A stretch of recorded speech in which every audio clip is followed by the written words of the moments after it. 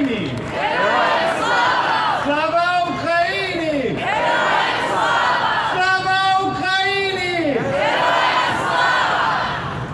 Il y a un an, jour pour jour, nous étions sur cette place et nous nous sommes fait la promesse de ne jamais laisser tomber les Ukrainiens, d'être à leur côté jusqu'à la victoire, jusqu'à la défaite des envahisseurs, jusqu'à la défaite du fascisme poutinien. Nous devons tenir cette promesse. Nous ne devons pas laisser place à la lassitude ou à la fatigue. Nous devons tenir cette promesse pour les Ukrainiens et pour nous. Car ce qui se joue en Ukraine, c'est l'avenir du continent européen. C'est l'avenir de l'ensemble de nos démocraties. L'enjeu est simple.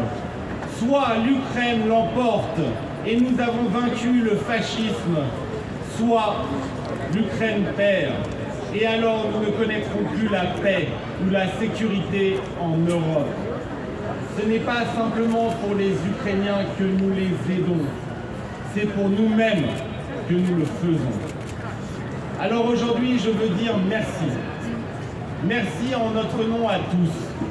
Merci à ces gens qui étaient professeurs, étudiants, infirmières, scénaristes, musiciens, acteurs, ouvriers, à ces gens qui n'avaient pas tenu de fusil dans leurs mains et qui se sont dressés face à la tyrannie. Merci de nous avoir rappelé ce que la liberté pouvait exiger de nous. Merci d'avoir rappelé à tout un continent ce que signifiait le mot de courage. Merci de vous être dressés face à Poutine. Nous savons que le projet de Poutine ne concerne pas simplement l'Ukraine. Poutine a envahi et anéanti la Tchétchénie et nous l'avons laissé faire. Poutine a envahi la Géorgie et nous l'avons laissé faire. Poutine a rasé Alep et Homs en Syrie et nous l'avons laissé faire. Poutine a annexé la Crimée et occupé le Donbass et nous l'avons laissé faire. Alors, il est temps de ne plus le laisser faire, de lui montrer que l'Ukraine sera son tombeau, le tombeau de ses ambitions impérialistes, le tombeau de son régime fasciste.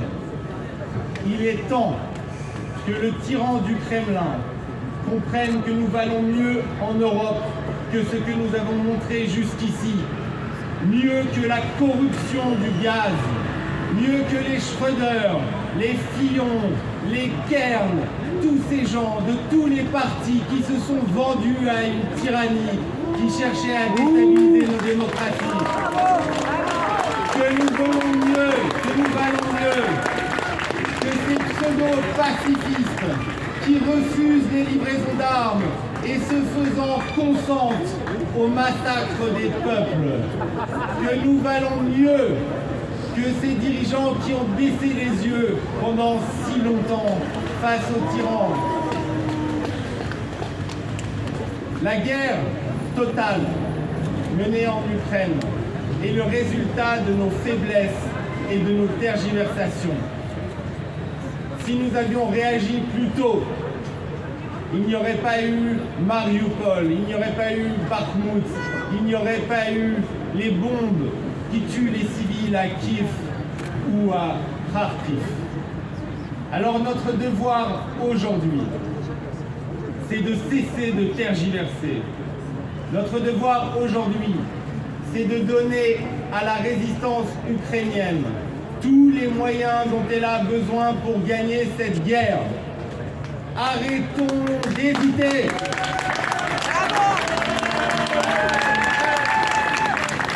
Nous avons perdu des mois précieux qui se payent en vie humaine en Ukraine.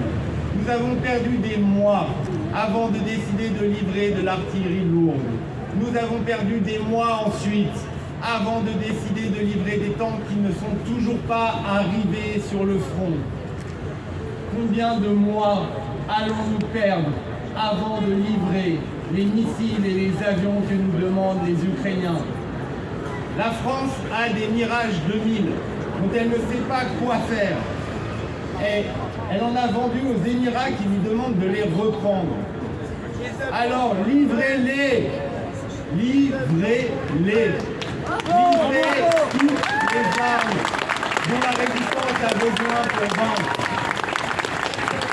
Et arrêtez, de grâce, arrêtez de placer les Ukrainiens dans une position de demandeur.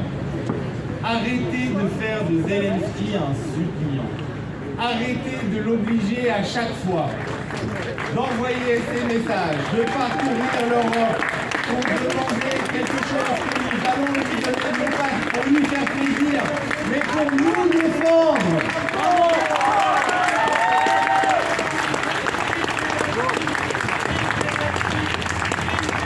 Au bout d'un an, nous devrions avoir compris la stratégie qui a été adoptée par l'Union européenne dès le départ est une stratégie dite incremental. Ça veut dire progressive. Ça veut dire étape par étape. Ça veut dire armée au compte-gouttes. Il faut rompre avec cette stratégie. Nous savons ce dont l'Ukraine a besoin. Nous devons lui fournir. Et nous devons aussi faire en sorte que nos sanctions vis-à-vis du régime russe soient plus puissantes et plus cohérentes. Il faut arrêter les discussions de marchands de tapis au Conseil européen. Vous savez aujourd'hui que les diamants sont toujours exemptés des sanctions européennes. Les diamants. Pourquoi les diamants? Je veux dire, on pourrait penser la farine, c'est un besoin vital. Oh là là, attention, on va manquer de farine. Mais qui se soucie en Europe, à part une infime minorité, si nous manquons de diamants? Eh bien, les diamants étaient exemptés parce que la Belgique a exigé que les diamants soient exemptés. Vous savez aujourd'hui que la filière nucléaire russe n'est pas frappée par les sanctions. Pourquoi ne pas sanctionner Rosatom? Pourquoi faire en sorte que tant de banques russes échappent encore à la déconnexion de SWIFT? Ce que nous voulons, c'est que nous sanctionnons en une fois, pas en 10 paquets les uns après les autres, en une fois de manière cohérente et totale ce régime sanguinaire. Ce que nous voulons, c'est l'asphyxie de la machine de guerre russe. Ce que nous voulons, c'est que plus un euro ne vienne financer les bourreaux du Kremlin et leur massacre en Ukraine. Ce que nous voulons, c'est de la cohérence. Ce que nous voulons, c'est une révolution mentale dans la tête des Européens qui enfin comprennent que nous ne pouvons plus hésiter, que les Ukrainiens aujourd'hui meurent pour eux, mais aussi pour nous. Ce que nous voulons, c'est que l'Europe soit digne du message envoyé par la résistance ukrainienne. Et je voudrais finir par cela. Nous avons besoin des Ukrainiens car ils nous protègent, mais pas seulement pour cela.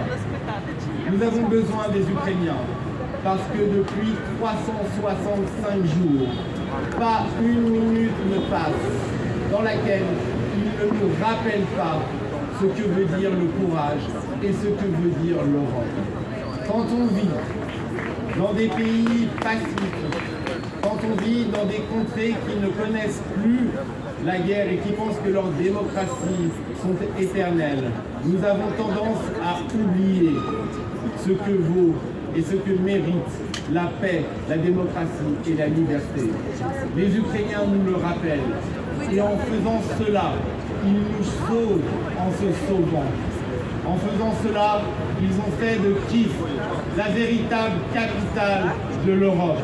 Et nous les accueillerons dans l'Union européenne en vainqueurs. Nous les accueillerons dans l'Union européenne avec fierté. Nous les accueillerons dans l'Union européenne comme les plus européens d'entre nous, comme ceux qui ont payé le prix du sang et des larmes pour nous rejoindre, comme ceux qui savent véritablement ce que l'Europe peut être, doit être et sera. Slava Ukraini et vive l'Europe!